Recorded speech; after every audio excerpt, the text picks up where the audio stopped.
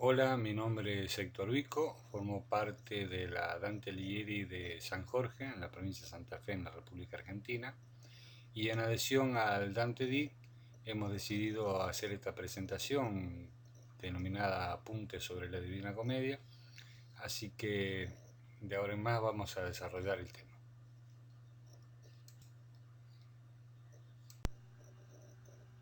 Antes de comenzar con el desarrollo de nuestros apuntes sobre la Divina Comedia, creemos conveniente, para entrar en contexto, decir quién fue Dante Alighieri, porque no es suficiente calificarlo de poeta, dado que su capacidad intelectual sobrepasa por mucho este calificativo.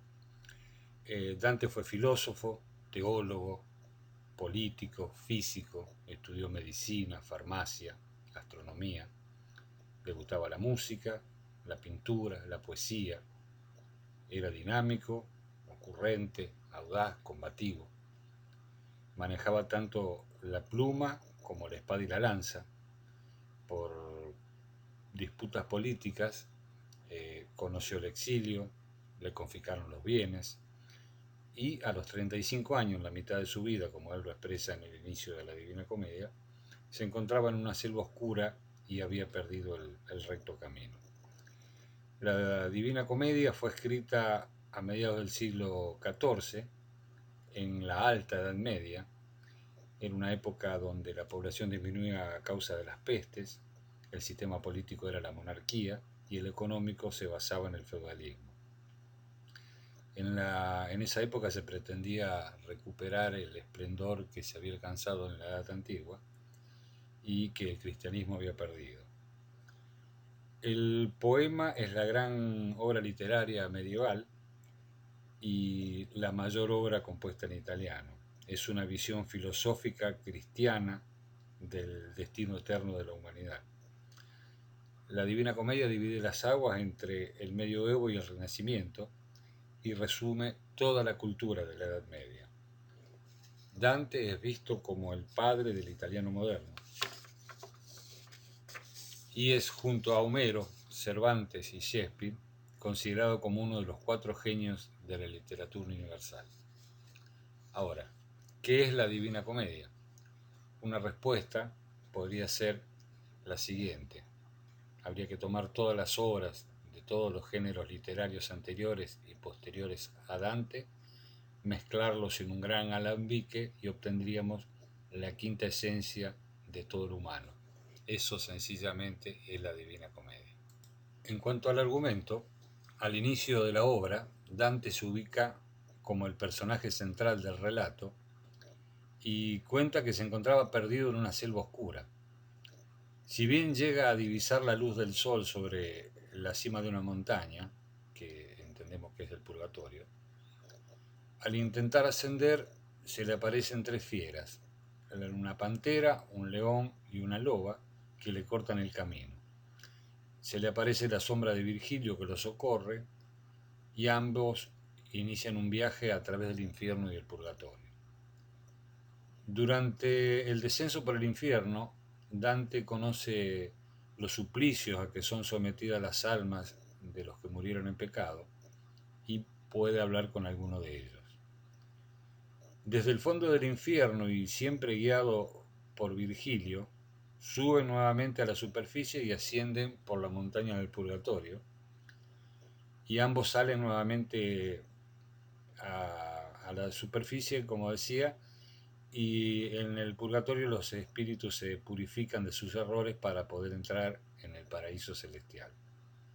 En la cima del purgatorio, Virgilio se despide de Dante y regresa a su lugar en el primer círculo del infierno, el limbo. El alma de Beatriz lo va a acompañar de ahí en adelante hasta los últimos círculos del paraíso.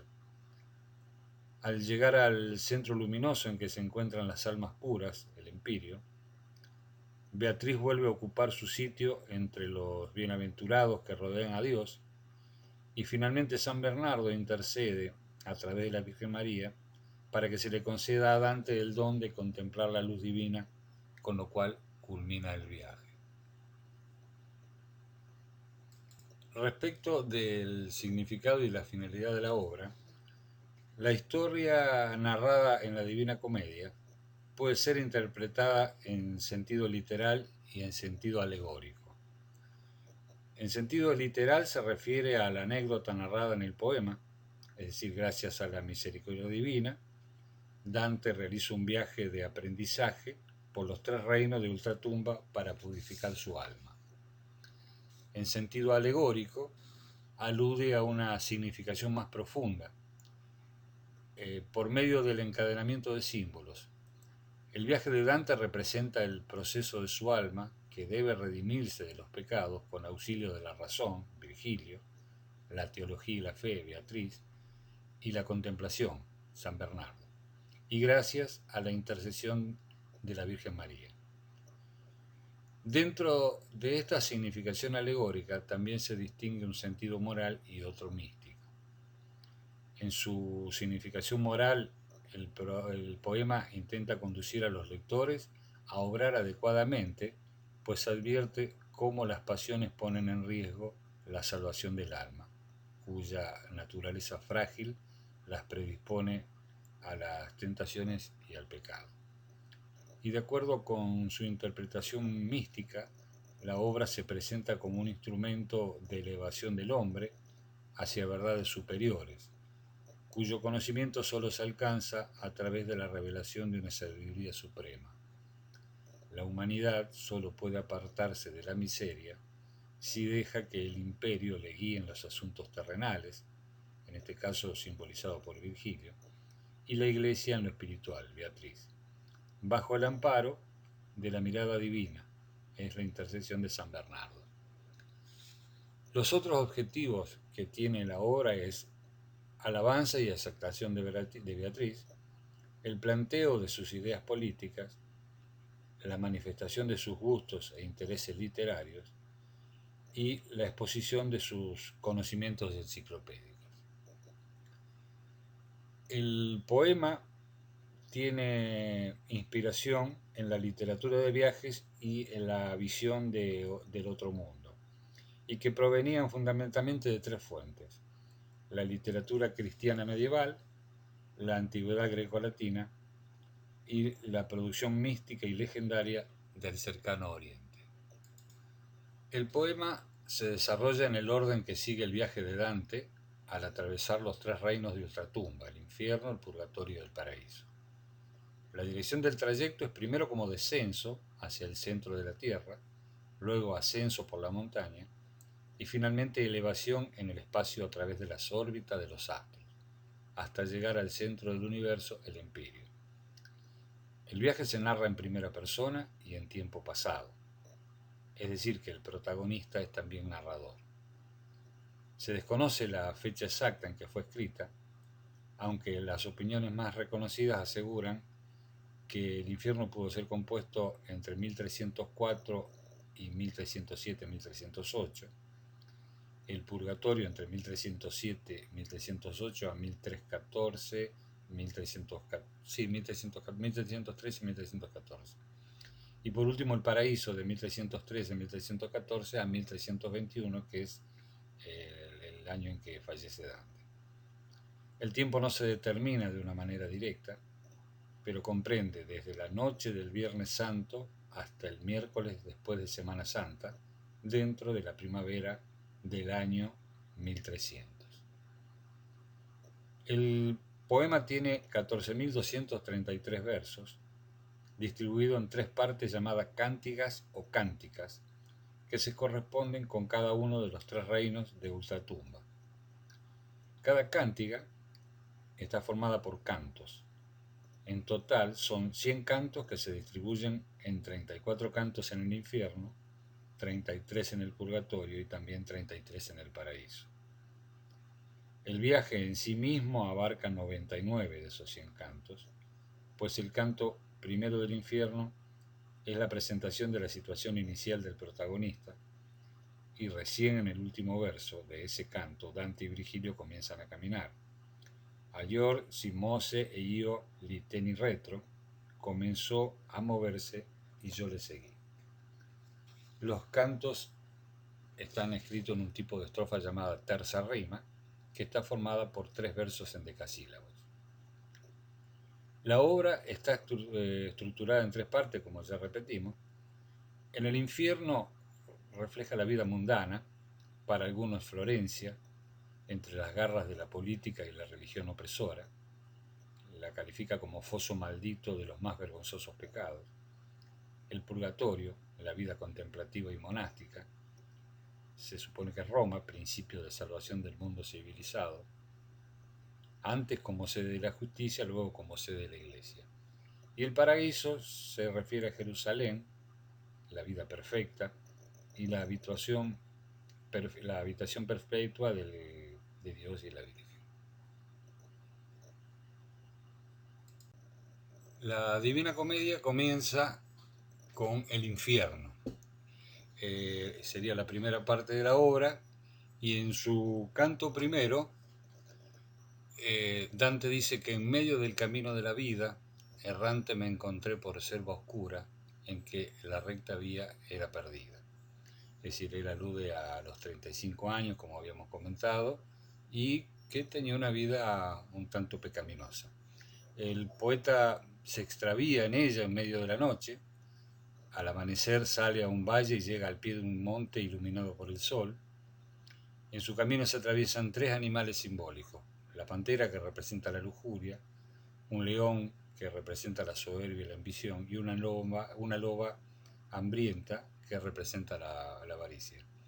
Retrocede temeroso y se le aparece la sombra de Virgilio, que lo reconforta y le ofrece llevarlo al linde del paraíso a través del infierno y el purgatorio. Dante en principio se niega a seguirlo, pero luego accede cuando Virgilio le explica que Beatriz le pidió que vaya en su ayuda. Dante viajó al infierno a la edad de 35 años, el día de Viernes Santo del año 1300. Recorrió todos los círculos en 24 horas. El infierno que presenta tiene una forma de embudo o de cono invertido, el cual está dividido en círculos decrecientes. Según lo explica en el canto 34, el embudo se habría formado al principio de los tiempos, mucho antes de la creación del ser humano, cuando Lucifer, el ángel rebelde, se levantó contra Dios. Al ser arrojado del paraíso, cayó sobre la tierra y fue penetrando en ella. En su trayecto, la tierra y las rocas se separaron para evitar tener contacto con él, hasta que finalmente quedó incrustado en el centro del planeta, con medio cuerpo en cada hemisferio y hundido en el hielo eterno. Los círculos son 9. Los 5 primeros forman el alto infierno, los 4 últimos el infierno inferior, que es una ciudad con mezquitas rojas cercadas por murallas de hierro. Dentro de ellas hay sepulturas, pozos, despeñaderos, pantanos, arenales. Y en el ápice del cono está Lucifer. Existe una grieta que abrieron en la roca las aguas del leteo y que comunica el fondo del infierno con la base del purgatorio. El abismo infernal está formado por 9 círculos concéntricos ordenados según la gravedad de la falta cometida. Esto significa que los pecados son más graves cuanto más abajo en el infierno nos encontramos. A mayor gravedad se corresponde también mayor oscuridad, menor espacio y penas más terribles. La primera zona del infierno es el vestíbulo, al que se accede a través de una puerta. Sobre ella están grabadas las terribles palabras que dan la nota general de este reino: el dolor, la eternidad del castigo y la desesperanza. Lasciati ogni esperanza voi que entrate, abandonad toda esperanza vosotros los que entráis. En el vestíbulo hay 2 tipos de almas: la de los indiferentes, que permanecen eternamente en ese lugar, puesto que nunca tomaron partido por nada, y por eso son rechazados por el infierno y el paraíso; y la de los condenados, que deben atravesar el vestíbulo para ingresar a los círculos infernales. Se observa que Dante estableció un paralelismo entre las dos regiones extremas del infierno, el vestíbulo y el último círculo. En ellas se ubican los seres que el poeta debía despreciar más, los indiferentes, que nunca se jugarán por nada y por lo tanto no merecen ni siquiera el recuerdo, y los traidores, que con la deslealtad a su patria, sus amigos, su sangre y sus bienhechores, negaron el calor del amor divino y ahora están condenados al frío terrible del hielo.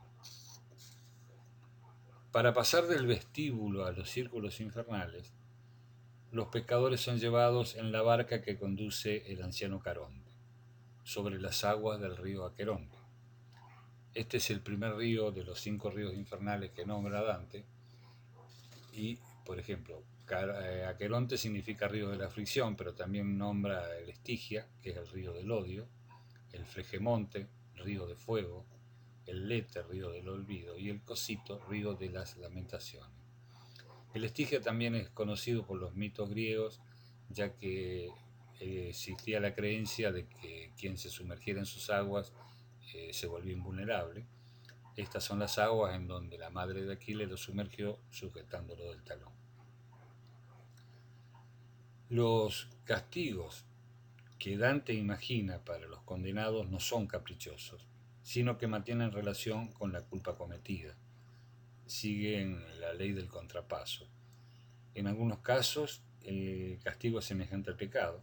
Por ejemplo, los homicidas del círculo séptimo están hundidos en un río de sangre hirviente que se asemeja a la que derramaron de sus víctimas.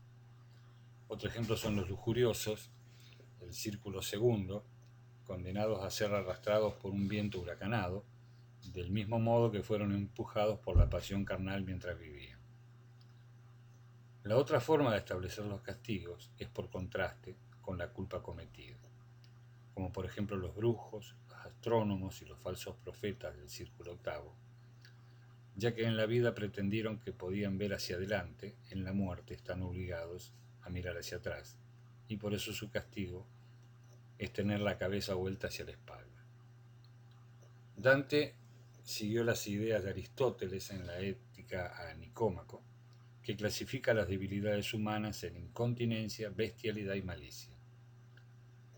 La incontinencia supone que la persona ha sido arrastrada por la fuerza del instinto. Estos pecados son la lujuria, la glotonería, la avaricia, la prodigalidad, la ira y la asidia, es decir, la flojedad de ánimo que impide gozar de la existencia. La clasificación de bestialidad significa que las acciones cometidas fueron contrarias a lo que corresponde a la naturaleza humana. Por eso se encuentran aquí los herejes, que negaron la verdad revelada por Dios, y los violentos contra el prójimo, ladrones, incendiarios, homicidas, contra sí mismos, suicidas, contra Dios, blasfemos, y contra la naturaleza, los sodomitas. Los pecados por malicia se cometen con uso de la razón, es decir, que hay una intencionalidad previa y por eso son los más graves. Estos pecados son fraude y traición, con una gama muy alta de manifestaciones.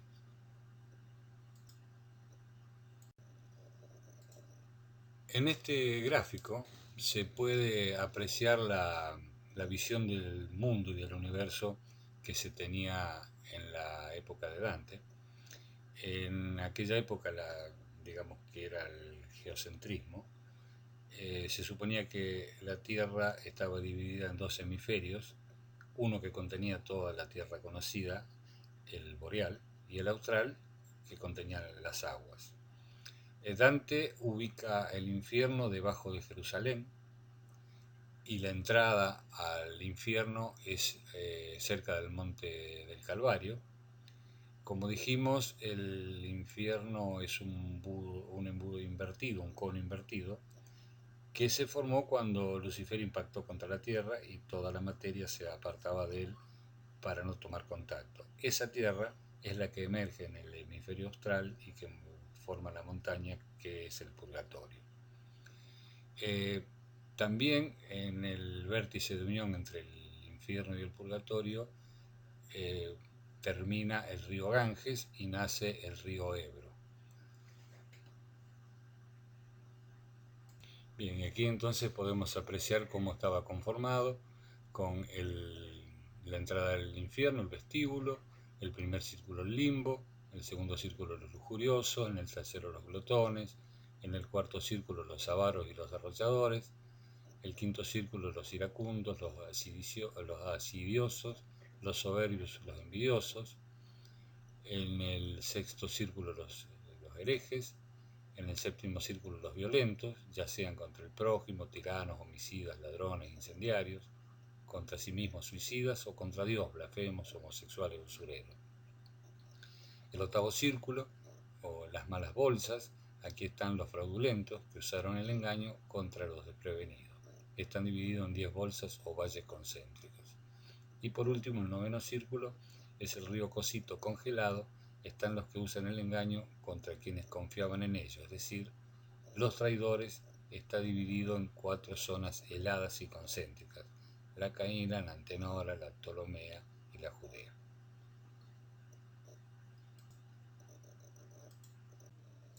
Bien, vamos a ver ahora quiénes estaban en cada uno de los círculos y cuál era la condena que le corresponde, de acuerdo a esta clasificación de incontinencia, bestialidad y malicia. Las primeras almas están en el vestíbulo, eran los indiferentes. Ellos están condenados a correr desnudos, picados por avispas y moscas, siguiendo una bandera sin insignia. Su sangre, mezclada con las lágrimas, alimenta a los gusanos. El círculo primero, el limbo, donde están los no bautizados, son los virtuosos no bautizados o nacidos antes de Cristo. Ellos desean ver a Dios, pero no pueden por el hecho de no estar bautizados, por lo tanto sufren una pena espiritual. El segundo círculo, de los lujuriosos, son azotados por vientos incesantes como en la vida fueron llevados por la pasión. El tercer círculo, los golosos, están echados a tierra, inmersos en el fango bajo una lluvia pesada y maloliente, frecuentemente mordidos y arañados por Cerbero. El cuarto círculo, los avaros y los pródigos, están compuestos de 2 grupos opuestos que empujan objetos pesados. Cuando llegan a la mitad del círculo, se insultan. El movimiento continuo e inútil de rodar objetos de peso representa la inutilidad de la avaricia y su prodigalidad. El quinto círculo están los iracundos, los perezosos, los soberbios y los envidiosos. Los primeros son inmersos en el pantano del Estigia y se hacen el mal entre ellos. Los otros son obligados a estar hundidos sin poder levantarse. El sexto círculo, a partir de aquí, son los pecados por bestialidad. El sexto círculo es la ciudad de Dite, que en definitiva significa la ciudad de Plutón, que es el amo del infierno, y en donde están condenados los herejes, que yacen en tumbas ardientes. El séptimo círculo está dividido en 3. Están los violentos contra el prójimo, echados en el río de sangre hirviente, el Flegemonte. Más o menos la profundidad depende del grado de culpa. Los tiranos hasta los ojos, los homicidas hasta el cuello, los ladrones hasta el pecho. En la segunda división están los violentos contra sí mismos, los suicidas y derrochadores. Los suicidas están transformados en árboles y también son perseguidos y mordidos por perros, los derrochadores. Y en la tercera clasificación, los violentos contra Dios y la naturaleza, los blasfemadores, los sodomitas, los usureros, yacen en diversas formas, en distintas maneras, bajo una lluvia de fuego. Sobre una lluvia incendiada yacen los blasfemadores, sentados los usureros y en continua carrera los sodomitas.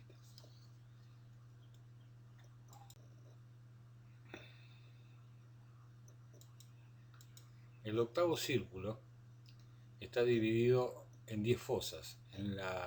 Aquí están los fraudulentos. En la primera están los rufianes y los seductores, que corren en círculo golpeados por demonios. En la fosa 2 están los aduladores, que están inmersos en estiércol.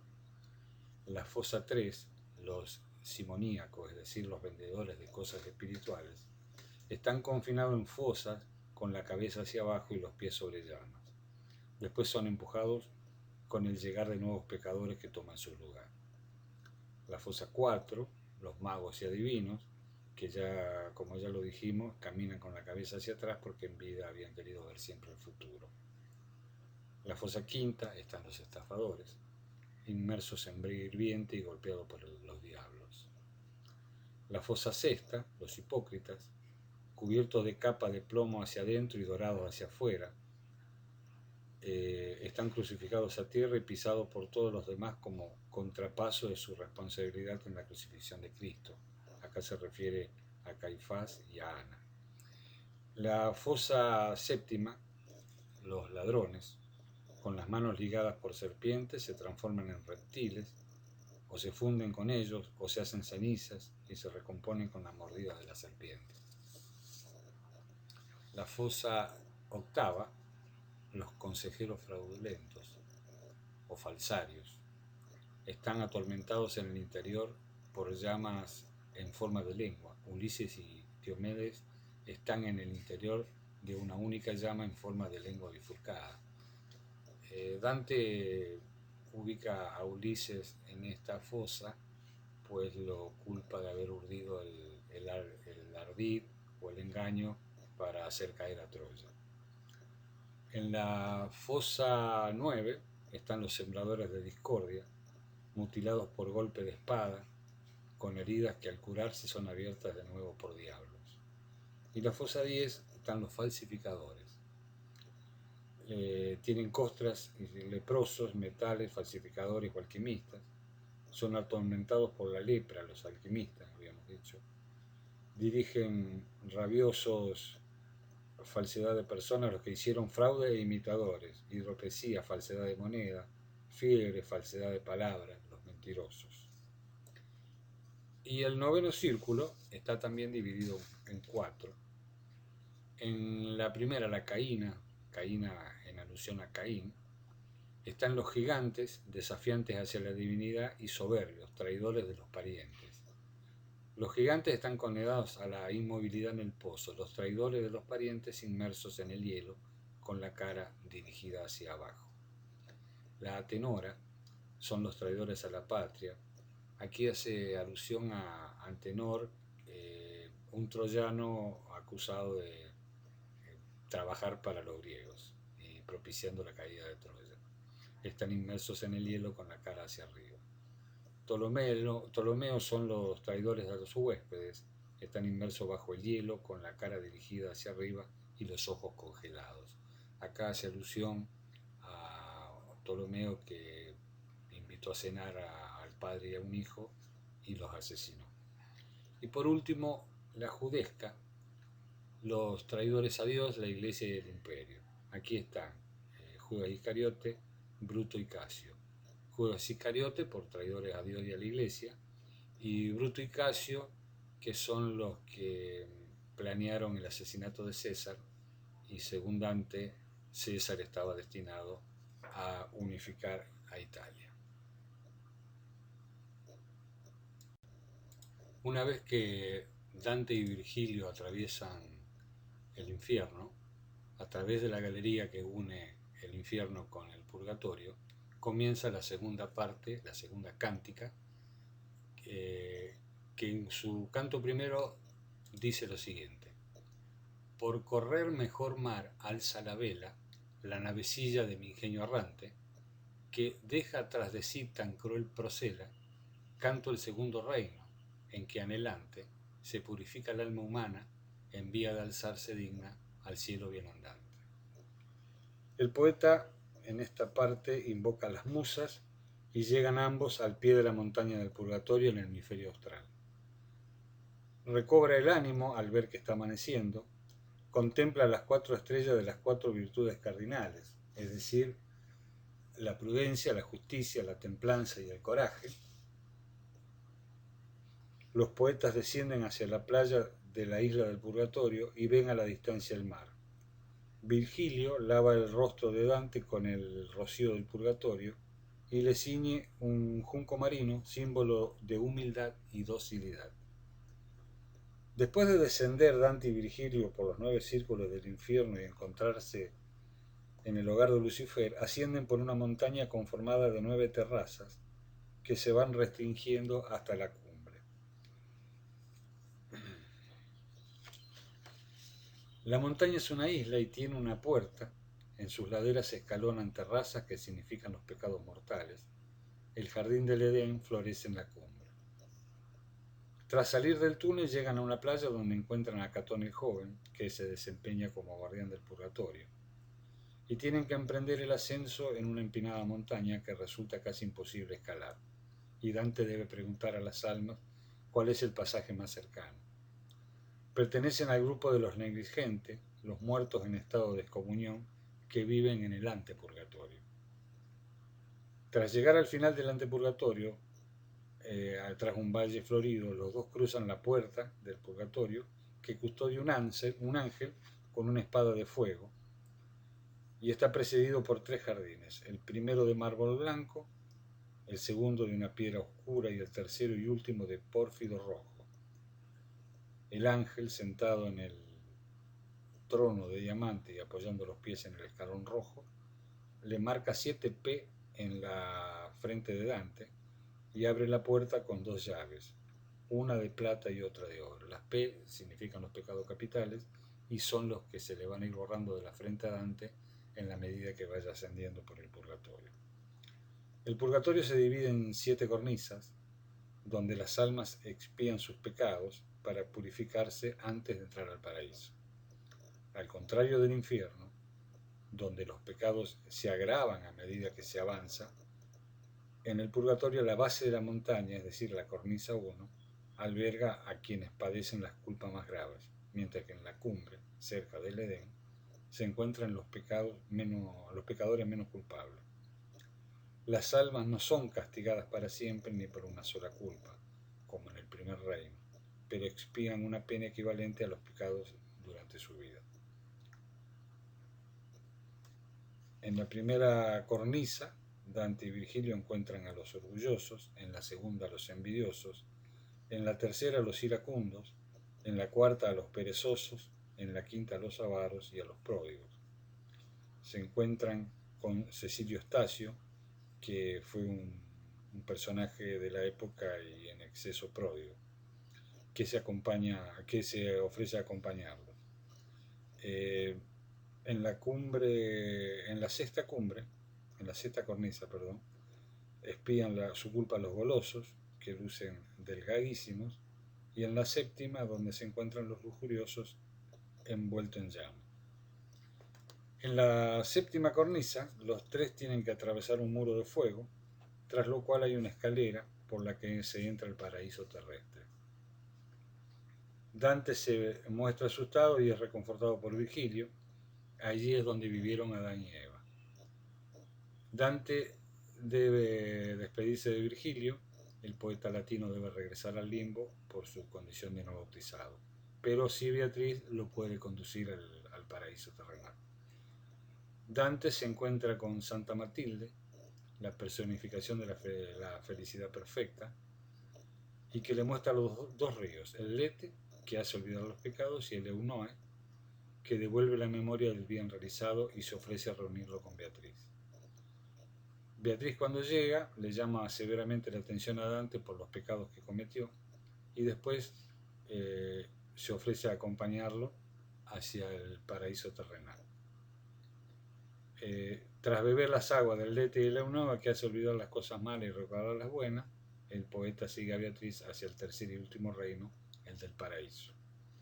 El purgatorio representa la vida penitente del cristiano en su deseo de alcanzar la gracia divina.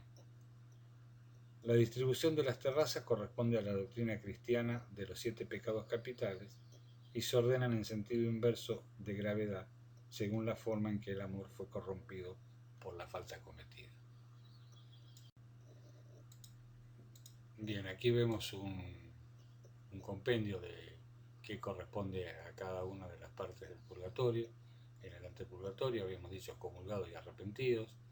En el purgatorio las 7 cornisas, el amor envilecido que hirió a los demás, el amor deficiente, el amor descontrolado y excesivo, y por último el paraíso terrenal y la despedida de Virgilio y Dante, el encuentro con Beatriz y la llegada al paraíso terrenal. Bien, aquí como vemos, este es el diagrama del purgatorio. En el antepurgatorio un ángel conduce a los condenados en una barca. En el antepurgatorio están los excomulgados, que murieron en ausencia de la iglesia y deben permanecer en el purgatorio 30 veces el tiempo de la excomunión. También están los negligentes, o sea, los que tardaron en arrepentirse por sus pecados y solo se arrepintieron en su lecho de muerte, y el empleado armas o pensamiento político descuidó su conversión hasta última hora. Quedan en el antepurgatorio tanto tiempo como duró su vida. También están los atrapados por la gloria mundana, que esperaron hasta al último para arrepentirse. Se quedan en el antepurgatorio tanto tiempo como duró su vida también. En la primera cornisa están los soberbios, que caminan portando pesos. En la segunda cornisa los envidiosos llevan cilicio y tienen los párpados cosidos con alambre.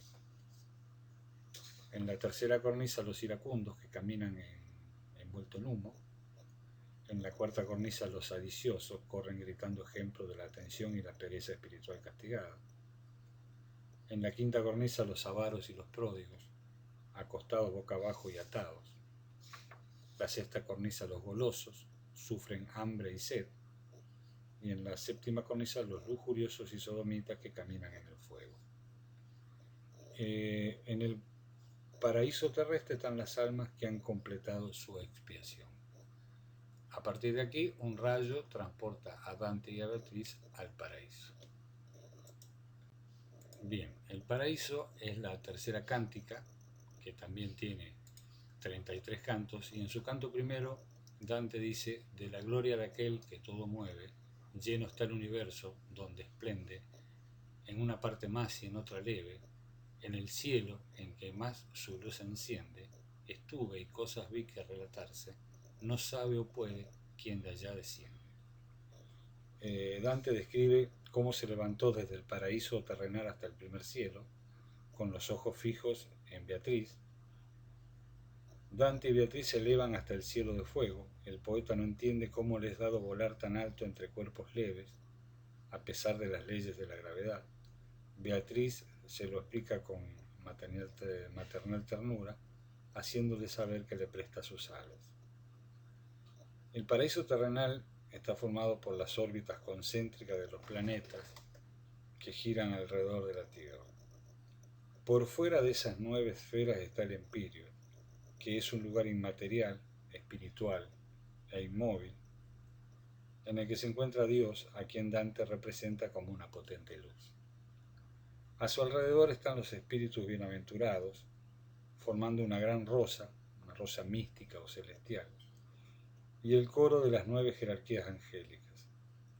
La inmovilidad del centro luminoso alude a la perfección divina, pues en tiempo de Dante se consideraba que el movimiento era señal de cambio y por lo tanto de imperfección. Lo perfecto no se transforma, sino que permanece inalterable. Aunque el poeta no da mayores detalles sobre la ubicación particular de las almas en cada esfera, la distancia respecto del centro, es decir, de Dios, depende del grado de santidad que alcanzaron en la vida, de acuerdo con las 4 virtudes cardinales, las que tienen por objeto el bien honesto, la prudencia, la justicia, la templanza y la fortaleza, y las 3 virtudes teologales tienen como fin último a Dios, la fe, la esperanza y la caridad. Todas las almas del paraíso se encuentran en el Empíreo, en la rosa mística desde la cual contemplan directamente la luz divina. Sin embargo, para que el viaje por el paraíso sea más fácil de comprender, Dante va haciendo aparecer a la figura en los distintos cielos móviles. En su movimiento las esferas producen una música. La esfera celeste y el círculo son la base geométrica del cosmos y reflejan, de acuerdo con la filosofía de la época, una visión perfecta del universo. La armonía de las esferas se apoya en la idea de Pitágoras de que el universo está gobernado según relaciones numéricas armoniosas, y que el movimiento de los cuerpos celestes se rige de acuerdo con proporciones musicales. Las distancias entre los planetas corresponden a los intervalos musicales. Sobre esos mismos principios se habría construido el modelo de arte clásico de la antigua Grecia. Para ascender de un cielo a otro, Dante es transportado por la luz que emana de la mirada amorosa de Beatriz. Ahora el viajero no percibe ni el paso del tiempo ni la distancia. Los saltos de una órbita a otra suceden fuera del tiempo, pues en el paraíso el tiempo no transcurre. Simbólicamente, la ausencia de tiempo y espacio representa la sustitución de las otras dimensiones humanas por conceptos metafísicos e imágenes místicas. Este es el reino de la contemplación. Las almas se comunican entre sí por medio de la idea y las miradas. Únicamente hablan al paso de Dante, ya que éste aún está limitado por su condición imperfecta. De la forma humana, apenas los espíritus de los cielos más cercanos a la tierra conservan una muy leve apariencia. En cambio, los que se ubican más cerca de Dios son únicamente luces. Gracias a la intercesión de la Virgen María y la plegaria de San Bernardo, le es permitido a Dante contemplar a Dios con sus ojos físicos. Sin embargo, la dicción excede la palabra.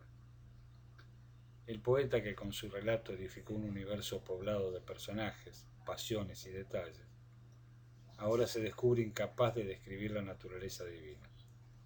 Este reconocimiento de los límites humanos cierra el viaje con la lección más importante que Dante se ha confirmado a sí mismo e intenta trasladar al lector: la humilde aceptación de la grandeza de su creador. Bien, en este diagrama podemos ver en detalle qué comprende cada cielo. El primer cielo están quienes no cumplieron sus votos religiosos por falta de voluntad. El segundo cielo, los que alcanzaron fama y gloria con sus buenas acciones. El tercer cielo, las almas amorosas. En el cuarto cielo, los teólogos, aparecen 12 más brillantes que el sol. El quinto cielo, los mártires de la iglesia. El sexto cielo, los justos. Y el séptimo cielo, espíritus contemplativos. Estos serían los cielos de los planetas. En el cielo de las estrellas móviles está el octavo cielo, Jesucristo y su séquito. Y el cielo cristalino, el noveno cielo, 9 divisiones, 9 círculos que dan movimiento a todo el universo. Por encima de ellos el cielo empíreo, la ubicación más alta. Aquí se halla la Virgen María, San Pedro. Una inmensa rosa luminosa permite subir a manera de escalera. La contemplación de Dios es imposible. 3 círculos se superponen con una luz cegadora. Es la representación de la Divina Trinidad. Aquí culmina el viaje de Dante.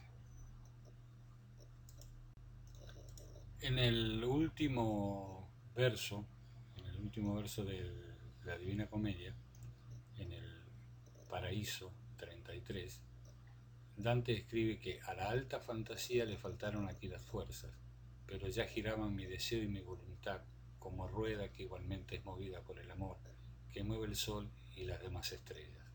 Acá una nota de color: la palabra estrella está en las 3 cánticas. Las 3 terminan con la palabra estrella. Y bueno, una vez de haber dado una revista medio rápida a la Divina Comedia, podemos entender por qué Dante, junto con Homero, Cervantes y Shakespeare, es considerado uno de los 4 genios universales de la literatura. Por otro lado, hay que destacar que fue el creador del idioma italiano y que la Divina Comedia es la mayor obra literaria escrita en italiano. El lector del tercer milenio que haga el viaje advertirá que el infierno está más poblado y que hay formas de maldad que llenarían de horror a los hombres del siglo de Dante, pues durante ese tiempo el mal ha crecido y se ha hecho más sofisticado, organizado y complejo, al par que han surgido formas de odio aparentemente impersonales que aterrarían a los tiranos de antes. Dante es el poeta de los poetas y el inspirador de los sabios y de los pensadores modernos, a la vez que el pasto moral de la conciencia humana en sus ideales. Se ha dicho que la Divina Comedia es en el fondo el más sincero de todos los poemas, que salido profundamente del corazón y de la conciencia del autor, ha penetrado a través de muchas generaciones en nuestros corazones y en nuestra conciencia. La Divina Comedia, como novela de aventura, supera a todas. Como novela de imaginación, supera a todas. Como drama, está por encima de cualquier otro que se haya escrito, y los resume a todos. Como obra del amor y la amistad, sublima y comprende a cada poeta. Como obra de pensamiento, en ella se plasman los principios de la filosofía, la moral, el derecho, y sobre sus bases se hizo la construcción de Europa. Gracias. En este gráfico se puede apreciar la visión del mundo y del universo que se tenía en la época de Dante. En aquella época, digamos que era el geocentrismo, se suponía que la Tierra estaba dividida en dos hemisferios, uno que contenía toda la Tierra conocida, el boreal, y el austral, que contenía las aguas. Dante ubica el infierno debajo de Jerusalén y la entrada al infierno es cerca del monte del Calvario. La Divina Comedia de Dante Alighieri es una de esas poquísimas obras universales que constituyen el patrimonio de la humanidad y trasciende épocas y siglos. Es una obra esencial en la vida de personas, las sociedades y los pueblos. De ella se ha dicho que es la obra más grande que un ser humano ha podido llevar a cabo y está tan vigente como en el tiempo de Dante. Sus adeptos pertenecen a todas las clases sociales, desde los más humildes hasta los papas. Mucho se le debe a la Divina Comedia en todos los marcos, comenzando por la construcción del idioma italiano, elevando el toscano a lengua nacional gracias a ella. Y su lectura ha formado a hombres y forjado la civilización de Europa a lo largo de las generaciones. La Divina Comedia es una obra esencial para la construcción de las sociedades. Europa se construyó a lo largo de los siglos tomando como referencia e hilo conductor la Divina Comedia, que es su libro guía y sigue siéndolo, a tal punto que cada vez que ha surgido alguna crisis de identidad en Europa, las personas espontáneamente recurren a la Divina Comedia y desde distintos puntos aparecen traducciones y trabajos de todo tipo sobre ella. Todos los grandes autores y artistas de la cultura occidental, en todos los siglos, han recurrido a ella, como Botticelli, Miguel Ángel, William Blake, Gustavo Doré, Dalí, en la pintura, y los grandes pensadores que le han prologado y traducido en todo o en parte como Unamuno. Los homenajes a la Divina Comedia aparecen de las formas más insospechadas, como el edificio Barolo de Buenos Aires, un rascacielos construido a primeros del siglo por un millonario admirador de Dante. En la Divina Comedia se encuentra la cultura de la antigüedad con la del medioevo y tienen cabida todas las ramas del saber y la cultura en todos sus campos, desde la teología a la geografía, la filosofía, la historia, la política, el arte. Es que la Divina Comedia es mucho más que el relato del viaje transformador que hace Dante, guiado primero por Virgilio y luego por Beatriz, de todo lo que ven y encuentran en él. Es también la historia de la relación entre Virgilio y Dante, desde su inicio y su evolución y transformación, una amistad entrañable y las conversaciones entre dos genios de su cultura que mantienen, a lo largo del viaje, sobre todo tipo de materias, religiosas, filosóficas, literarias, artísticas, políticas, sociales, junto a los comentarios de Dante sobre las personas de su época e incluso invectivas contra personajes del bando contrario. Este tándem personal en movimiento y relación mutua, que luego utiliza Cervantes en el Quijote, admite todo tipo de contenido y da a esta obra del medioevo la amplitud y dinamismo y variedad de la novela moderna. La Divina Comedia describe el viaje que hace Dante guiado por Virgilio, pasando por el infierno y el purgatorio, hasta llegar al cielo donde el guía es Beatriz. Dante tuvo un sueño que duró desde el Jueves Santo hasta el Domingo de Resurrección, en el que hizo el viaje que narra en su obra.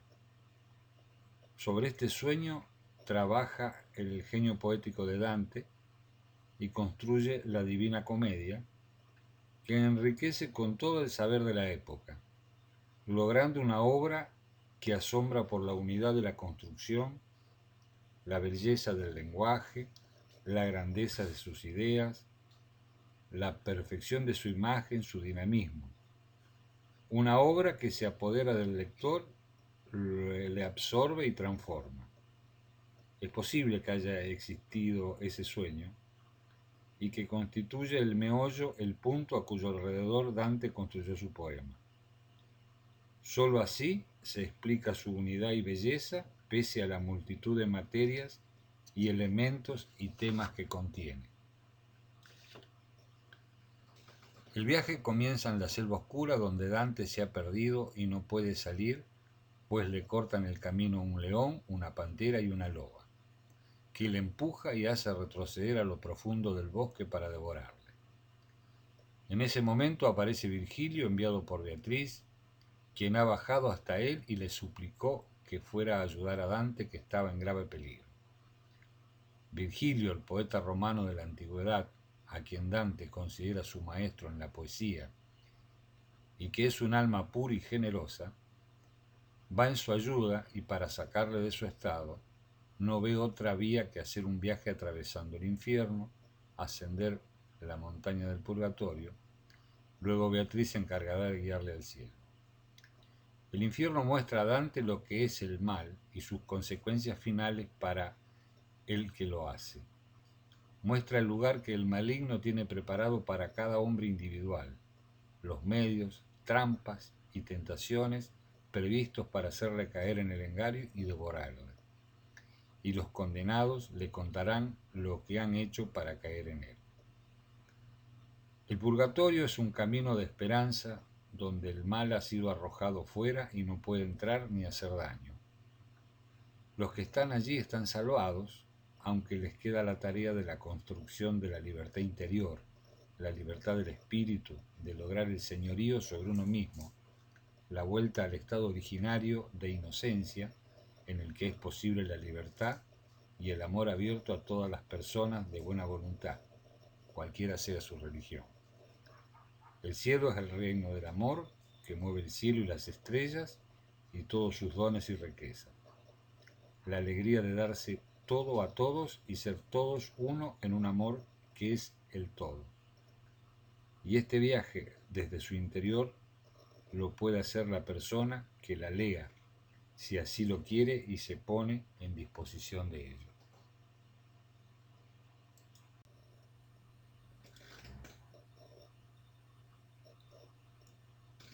El infierno de la Divina Comedia es común para todos los hombres y pueblos. Se impone a todos como algo inmutable que no puede cambiar, pues coloca al hombre ante la verdad esencial y definitiva. La verdad que es el poder supremo, que juzga en términos de bien y mal, de salvación o condenación, y tiene la última palabra sobre la persona y su destino definitivo respecto a ella. En la Divina Comedia no hay relativismo, ni pacto entre el bien y el mal, ni sofismas, ni componendas, ni otras formas de engaño. Tras ver lo que hay en el infierno, solo cabe una decisión: el total rechazo al mal, todo antes que caer en ese horror eterno. Esta es la única razón para hacer el viaje al infierno, ver lo que nos pasará si aceptamos el mal. La separación absoluta entre el bien y el mal, sin componendas ni ambigüedades, porque ya este no tiene víctimas, hace que la Divina Comedia un libro esencial, una guía de vida segura para las personas y para las sociedades a las que se acude en los momentos de oscuridad y a la que vuelven de manera espontánea poetas, pensadores, pintores, músicos en los tiempos de violencia y confusión. Aunque Virgilio y Dante hagan ellos dos el viaje, no van solos y lo saben. Saben que tienen la protección y ayuda del cielo y que si es preciso, la mujer, que es todo piedad, si es preciso enviará a su ángel ante el que los demonios huyen, como ocurre en el canto 10. La mujer que es todo piedad está al principio del viaje. Virgilio, cuando ve que Dante vacila, le explica cómo una mujer del cielo, enviada por la mujer que es todo piedad, bajó al lugar donde él estaba y llorando le pidió que le fuera en su ayuda y le ofreció la protección de lo alto. De este modo ambos atraviesan el infierno, teniéndolas en su pensamiento como luz, fuerza y escudo. La mente de los viajeros no está en el infierno ni en las cosas del infierno. Virgilio tiene prisa por salir cuanto antes de ese agujero horrendo y no se detiene salvo para que el Dante hable con algún condenado y éste le explique cómo ha hecho para llegar allá. Dante y Virgilio atraviesan el infierno de la única forma posible, con su mente, pensamiento y corazón fuera de él. Lo tienen en las santas mujeres que los protegen y a las que invocan y las personas y ciudades que aman. Sus conversaciones son de las cosas que aman y les importa, como Mantua, la tierra de Manto, patria de Virgilio, y Florencia, la patria de Dante, esa ciudad tan bella y dividida. La Divina Comedia comienza con el infierno. Sería la primera parte de la obra, y en su canto primero, Dante dice que en medio del camino de la vida, errante me encontré por selva oscura, en que la recta vía era perdida. Es decir, él alude a los 35 años, como habíamos comentado, y que tenía una vida un tanto pecaminosa. El poeta se extravía en ella en medio de la noche. Al amanecer sale a un valle y llega al pie de un monte iluminado por el sol. En su camino se atraviesan tres animales simbólicos: la pantera, que representa la lujuria, un león, que representa la soberbia y la ambición, y una loba hambrienta, que representa la avaricia. Retrocede temeroso y se le aparece la sombra de Virgilio, que lo reconforta y le ofrece llevarlo al linde del paraíso a través del infierno y el purgatorio. Dante en principio se niega a seguirlo, pero luego accede cuando Virgilio le explica que Beatriz le pidió que vaya en su ayuda. Dante viajó al infierno a la edad de 35 años, el día de Viernes Santo del año 1300. Recorrió todos los círculos en 24 horas. El infierno que presenta tiene una forma de embudo o de cono invertido, el cual está dividido en círculos decrecientes. Según lo explica en el canto 34, el embudo se habría formado al principio de los tiempos, mucho antes de la creación del ser humano, cuando Lucifer, el ángel rebelde, se levantó contra Dios. Al ser arrojado del paraíso, cayó sobre la tierra y fue penetrando en ella. En su trayecto, la tierra y las rocas se separaron para evitar tener contacto con él, hasta que finalmente quedó incrustado en el centro del planeta, con medio cuerpo en cada hemisferio y hundido en el hielo eterno. Los círculos son 9. Los 5 primeros forman el alto infierno, los 4 últimos el infierno inferior, que es una ciudad con mezquitas rojas cercadas por murallas de hierro. Dentro de ellas hay sepulturas, pozos, despeñaderos, pantanos, arenales. Y en el ápice del cono está Lucifer. Existe una grieta que abrieron en la roca las aguas del leteo y que comunica el fondo del infierno con la base del purgatorio. El abismo infernal está formado por 9 círculos concéntricos ordenados según la gravedad de la falta cometida. Esto significa que los pecados son más graves cuanto más abajo en el infierno nos encontramos, A mayor gravedad se corresponde también mayor oscuridad, menor espacio y penas más terribles. La primera zona del infierno es el vestíbulo, al que se accede a través de una puerta. Sobre ella están grabadas las terribles palabras que dan la nota general de este reino: el dolor, la eternidad del castigo y la desesperanza. Lasciati ogni esperanza voi que entrate, abandonad toda esperanza vosotros los que entráis.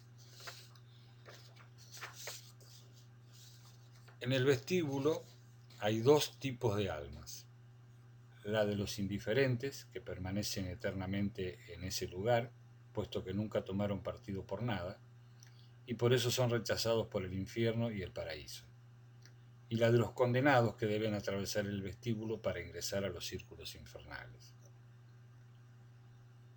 Se observa que Dante estableció un paralelismo entre las dos regiones extremas del infierno, el vestíbulo y el último círculo.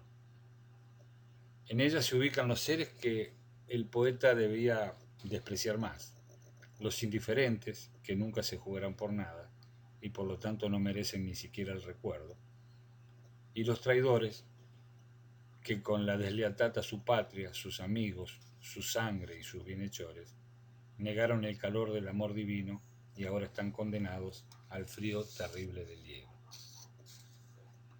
Para pasar del vestíbulo a los círculos infernales, los pecadores son llevados en la barca que conduce el anciano Caronte, sobre las aguas del río Aqueronte.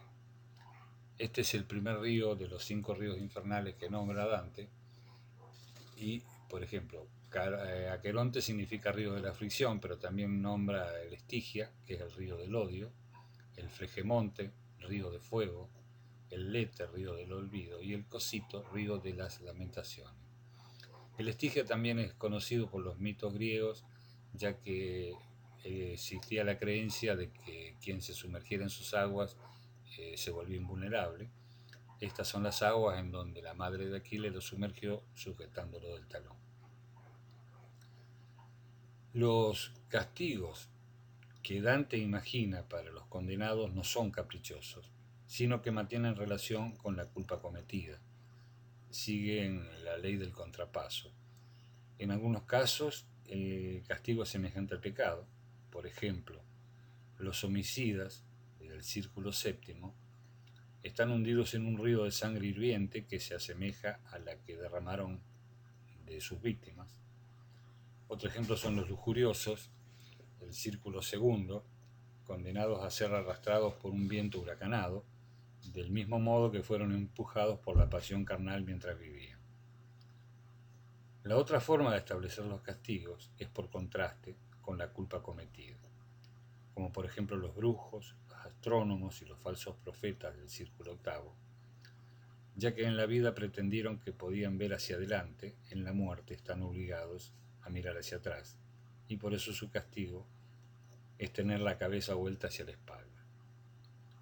Dante siguió las ideas de Aristóteles en la Ética a Nicómaco, que clasifica las debilidades humanas en incontinencia, bestialidad y malicia. La incontinencia supone que la persona ha sido arrastrada por la fuerza del instinto. Estos pecados son la lujuria, la glotonería, la avaricia, la prodigalidad, la ira y la asidia, es decir, la flojedad de ánimo que impide gozar de la existencia. La clasificación de bestialidad significa que las acciones cometidas fueron contrarias a lo que corresponde a la naturaleza humana. Por eso se encuentran aquí los herejes, que negaron la verdad revelada por Dios, y los violentos contra el prójimo, ladrones, incendiarios, homicidas, contra sí mismos, suicidas, contra Dios, blasfemos, y contra la naturaleza, los sodomitas.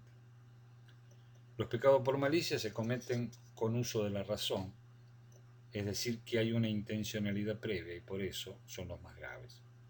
Estos pecados son fraude y traición, con una gama muy alta de manifestaciones.